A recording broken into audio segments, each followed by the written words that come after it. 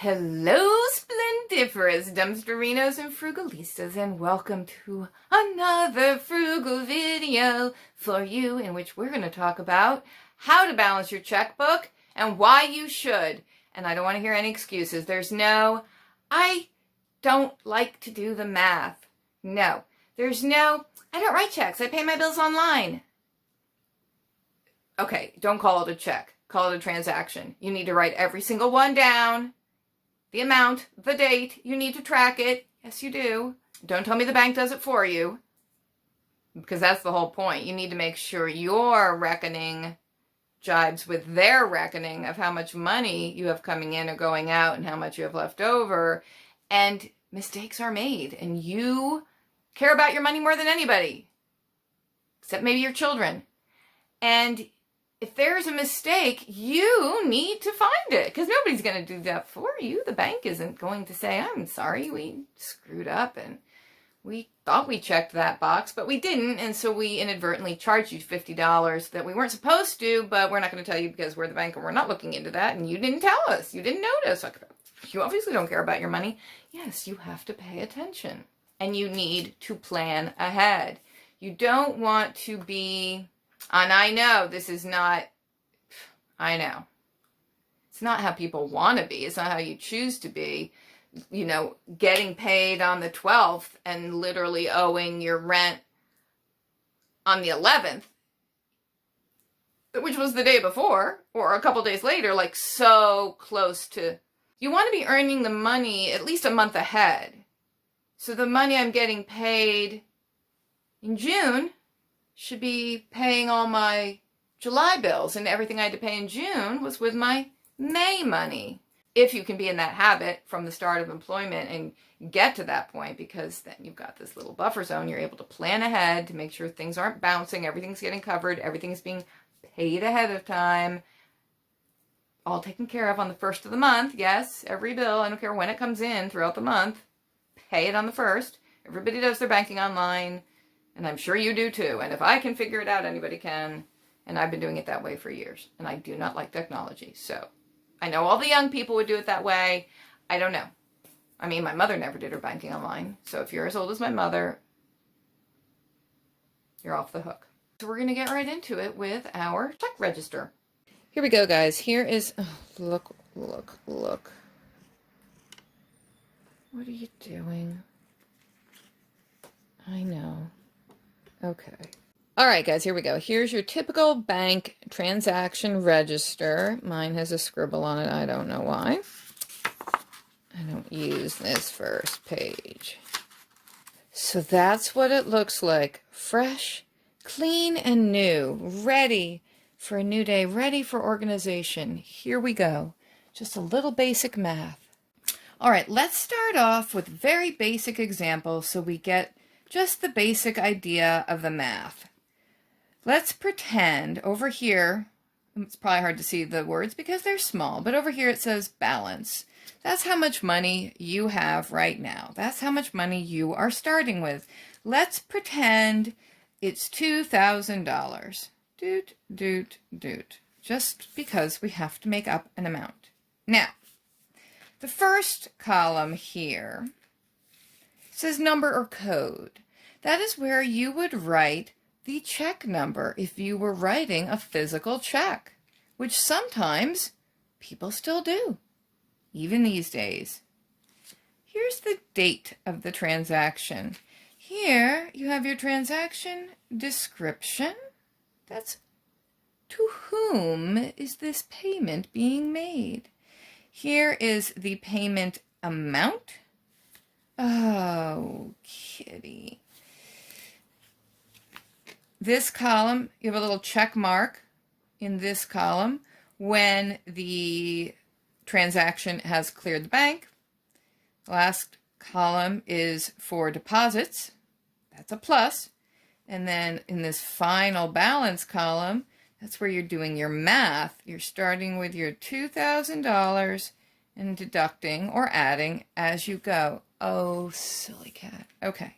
Now, ideally, dumpsterinos, the money you're looking at now in mid-June is the money you're going to be using to pay your bills for July. You want to be working a month ahead if possible. So you're not living so literally paycheck to paycheck. You have your $2,000. You have July bills coming up. Plan ahead for them. Not only are you going to record every single transaction you make for this bank account, you're going to plan ahead when it comes to paying your bills. And then you will never get caught short. You're not just going to go through the month paying whatever you want to pay for this, that, and the other with this $2,000. And yes, you're keeping track of every transaction and writing where it is you went and how much you spent and did it clear and what's the balance. But you can't do that because you have to plan for next month. So, and this works especially well if you do your banking online. And I think all banks allow it now. And if you don't know how to do it, then learn how, because I mean, every bank site's different, but it's so much easier, so much worth doing your banking online. But you still need to track every transaction. No, your bank doesn't just do it for you because they make mistakes. So let's say on July 1st, you have to pay your rent and it's $800. So you write 800. You go online every now and then and you look at what's happening in your bank account. And then you can do the little check mark when it clears, once it's cleared. Don't just go on once a month and look at your money and your bills. Go on every few days. You need to keep up with it. You need to keep track. So 2,000 minus 800 is $1,200. That's what you have left. You started with 2,000, you spent 800 on rent, you have 1,200 left. Even though in mid to late June, you still have that 800. It hasn't been paid yet. It's not being paid till July 1st, but you want to know that that money's going to be there to pay your rent. You're planning on that going out for rent. It's scheduled to go. Your bank payment system is all set up for that to go to Mr. Handy, your landlord, right on July 1st, and he loves it because you are never, ever late with your rent. All right, cool. Cruising towards the end of June, knowing we can pay our rent and we have $1,200 left. But we have other bills coming in July. You all decide how to time it for what works for you.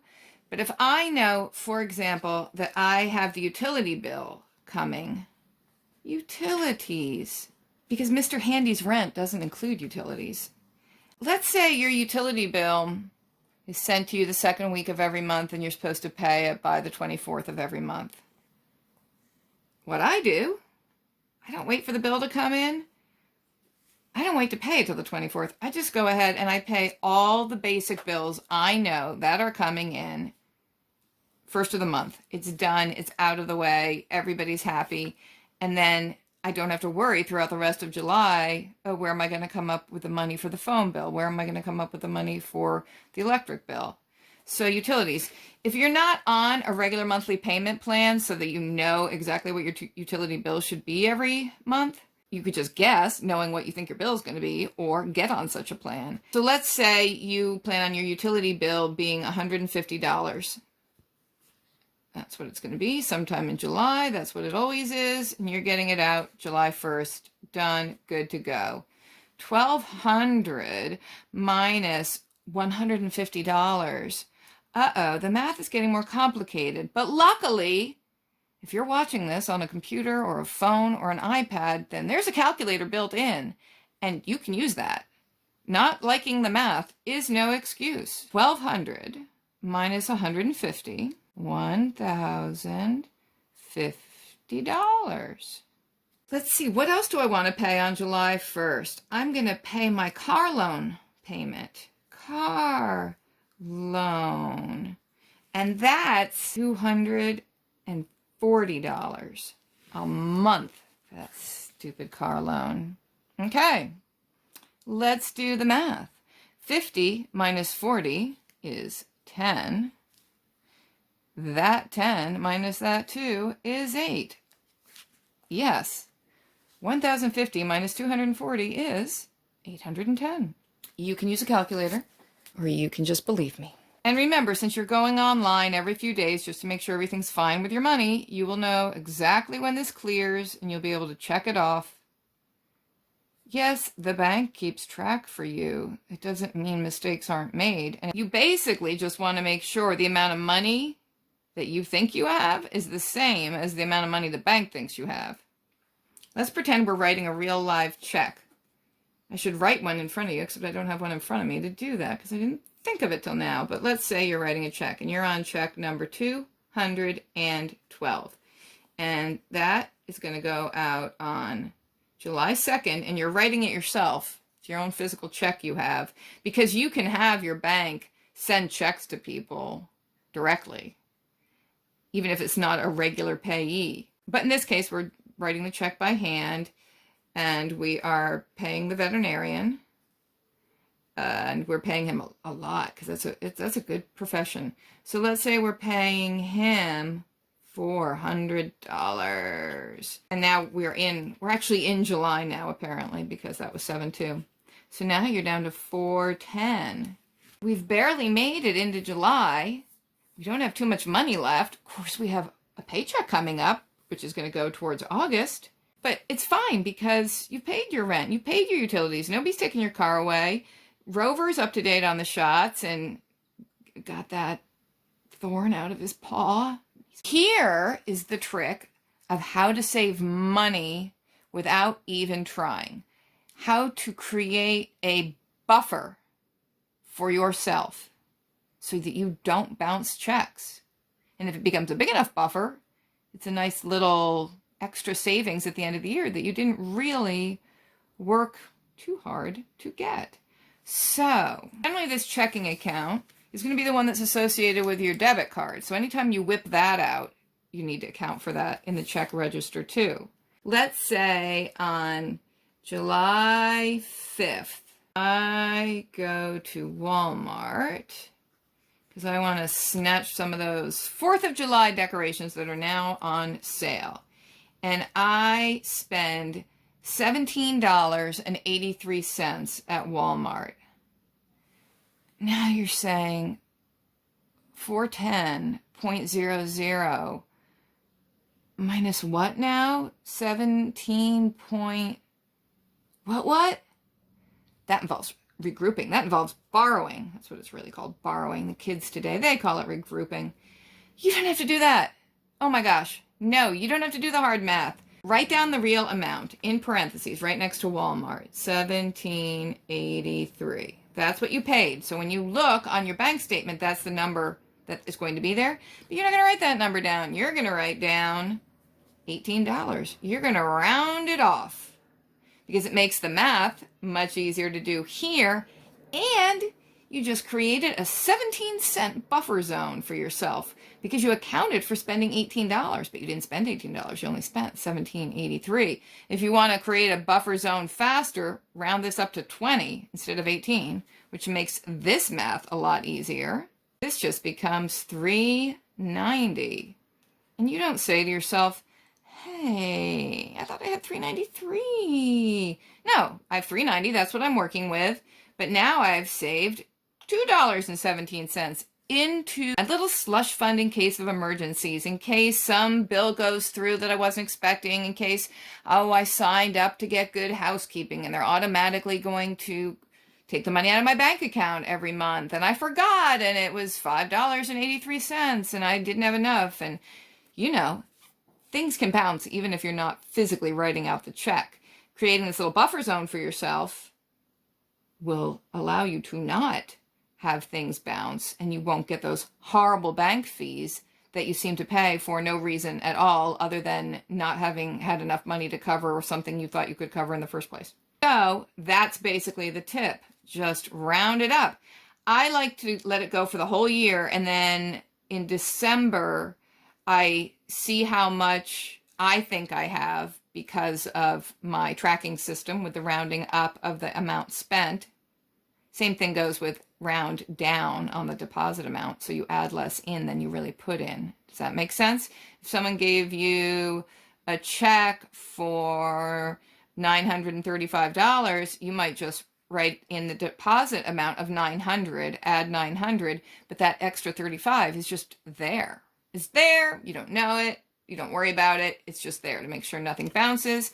Or, oops, I hit the tripod. Come the end of the year, look at what you think you had, look at what you really have according to the bank, figure out the difference, and that's your Christmas Club fund, or your holiday of whatever of the world's religions you celebrate fund. And you didn't even have to try to save it. You bounced nothing. All your transactions went through with nary a glitch. And now you have this money saved that you didn't even try to. It just proves the Frugal Mommy adage of every little bit counts. Every little bit adds up. Do do do do do do do do do do do do. It's a conga line kind of a rhythm. Shall we try another one? Then let's say you went to the gas station on 7/10. You got gas. You're feeling gassy. And it was $15.15 in parentheses, so you know the real amount when you see that number show up in your bank statement, which you're checking every couple of days online. Yes, you are. You're on the computer all the time anyway, so don't tell me you can't do that. If you're too busy to do that, you're probably busy keeping track of this, and I bet you're on top of it. All right, so we're just going to round up to 16. Boom. 390 minus 16. If you don't have your calculator, all you do is say to yourself, well, what would 390 minus 20 be? It's almost 390 minus 20. That's easy. That's 370. But I didn't really take 20 away. I only took 16. It's 4 less. So I can add 4 back on. So it's 374. I don't know. Isn't that how we all do the math? I think you know what I'm saying. I'm not saying you can't do the math. I am not discrediting anybody's math abilities. I'm sure all my dumpsterinos and frugalistas can do this math. It's just a matter of if you want to. If you really want to. I really want to. That's all you have to do, people. That's how easy it is to balance your checkbook, especially if you round up, because it makes the math a lot easier. You're keeping track of the real number, and it creates this buffer / slush fund for you, whichever you need it to be. Also, when you get paid. Okay, so here we are. We're at payday, 7/20. Payday. We're always planning that one ahead. Let's say your actual pay amount is $1,685.14. Okay, that's like what you get. Unless you're doing overtime, that's what your paycheck's going to be. And it's always the same. All right, so when you do the math and you list it as a deposit over here, round down. Don't write 1685, just write 1600 or write 1300. I mean, be generous with that saving. You pay yourself right off the top. I get 1600. I'm only going to work with 1300 of it. That other 300 that goes into savings, I won't even, it doesn't even exist. I won't touch it. I don't think about it. It's just gone. So now I'm going to plan the rest of my month going into August thinking I made 1300 instead of 1600. So now I'm at 1674 for my balance. You're going to get another paycheck before you have to pay your next rent, by the way. Don't worry about it. You've got it covered. Why are you doing this? Because you are a responsible adult. So you're going to take care of your own finances, not count on anybody else to do it for you, not to count on your spouse or the bank. You need to care about your own money. You need to know where it's going. Also, tracking it is very good for you to know where your money's going. If you start to wonder, why don't I have anything in savings? Why are we living paycheck to paycheck? Start to look over every single transaction. When you start to see that you're stopping off at the sub shop 3 nights a week on your way home from work and getting a 12-inch submarine sandwich / hoagie, that adds up to a lot of money over time. If you see day after day, Starbucks, and it's the same amount every day, $5.63, that's all it was. It's just $5. You start to say, okay, that can go. That's where I can start to save money. Look at how this adds up. You need to know where your money goes. You need to track it. Holding yourself accountable, same with any program of trying to get something accomplished or improve yourself or, eat healthier. You have to be accountable. You have to write it down. It has to be real. You have to keep track. Nobody's going to do it for you. You're not a baby. You have to write it down. You have to figure out how to do the math. It's okay to have the calculator. You don't have to do it in your head. How?